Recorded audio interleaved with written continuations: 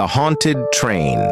Late one foggy night, a young man named Adam and a young lady named Sarah found themselves waiting at an empty train station. They were strangers to each other, but both were heading to the same destination. The station was eerily quiet, with only the sound of the cold wind whistling through the trees. As they stood on the dimly lit platform, an old lady with a hunched back appeared out of nowhere. She wore a long black cloak and clutched a wooden cane. Her eyes were sunken, and her voice was a chilling whisper when she spoke. "You two mustn't board the midnight train," she warned, her gaze shifting between Adam and Sarah. Adam chuckled nervously. "Why not?"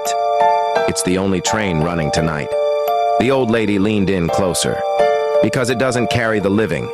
It's a train of souls, bound for the unknown." Sarah shivered. "Are you trying to scare us?" she asked, forcing a brave tone. The old lady didn't answer. She simply turned and walked away, disappearing into the darkness. Moments later, the train screeched into the station. It was old and rusty, its windows fogged up. The doors opened with a metallic groan and cold air spilled out.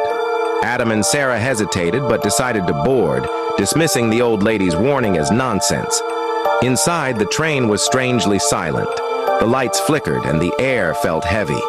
The two sat across from each other, trying to ignore the eerie atmosphere. As the train began moving, they noticed something unusual. The passengers were all staring blankly ahead, their faces pale and lifeless. Adam leaned over to Sarah. "Something's not right," he whispered. Suddenly, the lights flickered off completely, plunging the train into darkness. A cold, unnatural wind swept through the car. When the lights came back on, the passengers were gone. The train was empty, except for Adam, Sarah, and the old lady, who was now sitting at the far end of the car. Her voice echoed through the silence. "You didn't listen." Terrified, Sarah shouted, "What do you want from us?" The old lady stood up, her cane tapping against the floor. "This train doesn't carry the living, but you've boarded anyway. Now you must pay the price."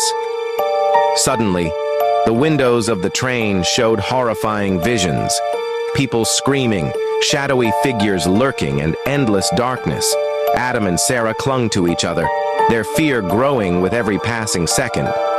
But then, Sarah remembered something the old lady had said earlier. "It doesn't carry the living," she murmured. "We're still alive." She turned to the old lady, her voice trembling but firm. "We don't belong here. Let us go." The old lady paused, her sunken eyes narrowing. "If you truly wish to leave, prove it. Repent for your wrongs and promise to live a better life." Adam and Sarah, desperate to escape, confessed their past mistakes. Adam admitted to being selfish, while Sarah vowed to be braver and kinder. The old lady nodded slowly. "Your words have power. Hold on to them." The train screeched to a halt. The doors opened, revealing the same platform where they had boarded. Adam and Sarah didn't hesitate. They ran out and turned to look back, but the train was gone. The old lady's voice echoed in the wind. "Remember, life is a journey. Choose your path wisely." From that day on, Adam and Sarah kept their promises, living with kindness and courage. They never saw the midnight train again, but the memory of that night stayed with them forever, a chilling reminder to value life and make the right choices.